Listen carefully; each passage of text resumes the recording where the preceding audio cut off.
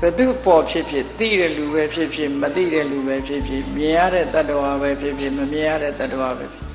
အားလုံးအစဉ်ပြေကြပါစေအစဉ်ပြေတာပဲကြည့်ခြင်းနဲ့နော်ဘယ်သူမှဒုက္ခမရောက်ပါစေနဲ့ဟောဒီစိတ်ကလေးကိုကိုယ်တဏ္ဍာမှာမွေးထားမနဲ့အေးရထားတဲ့အချိန်ကလေးမွေးထားဒါကိုစိတ်ကောင်းလို့ခေါ်တာပဲအဲ့ဒါလို့ကိုယ်စိတ်ကောင်းထားတဲ့ဟာဒီကုသိုလ်ကနည်းတဲ့ကုသိုလ်လားလို့ဆိုအမြဲတမ်းကြီးမားတဲ့ကုသိုလ်လို့မြတ်စွာဘုရားကဝေလာမသုတ်တံမှာဟောထားတာတော့ကျောင်းကြီးဆောက်လှူတဲ့ကုသိုလ်ဟာတဲ့ငွေကြေးတနာအကုန်ကြပြီးတော့လှူတဲ့ပစ္စည်းလေးပါအလှူတွေထဲမှာစတုဒိတတန်ဃာကိုရည်စူးပြီးတော့ကျောင်းဆောက်အလှူဟာအကောင်းဆုံးပဲဒါဖြင့်သူ့ရဲ့ကောင်းတာရှိသေးလားရှိသေးတယ်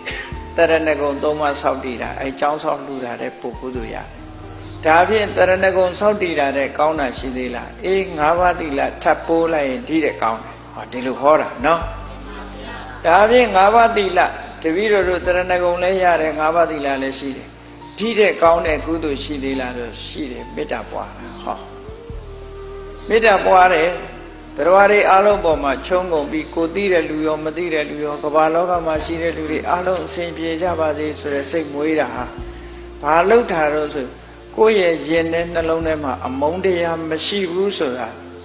ထုတ်ဖော်နေတာပဲအရေးကြီးတာအမုန်းတရားမရှိဘူးပဲမေတ္တာပို့တယ်ဆိုတာကိုယ့်ရဲ့နှလုံးထဲကအမုန်းတွေကိုရှင်းပစ်တာနော်ဓမ္မမေတ္တာဆိုတာအေးသဗ္ဗေတ္တရွတ်ကောင်လို့ရွတ်နေတာတခါတလေစိတ်ကပါကြမပါတာနော်အဲ့ဒီလိုမလုံးနဲ့မေတ္တာဆိုဒီမှာမနောကကိုယ်စိတ်ထဲမှာတရားတွေရဲ့အကျိုးစီးပွားကိုလိုလားတယ်ဆိုရင်မေတ္တာစိတ်ကိုအခိုင်အမာတည်ဆောက်နိုင်ရအောင်အဲ့ဒီလိုတည်ဆောက်ခြင်းဟာစိတ်ကောင်းပဲ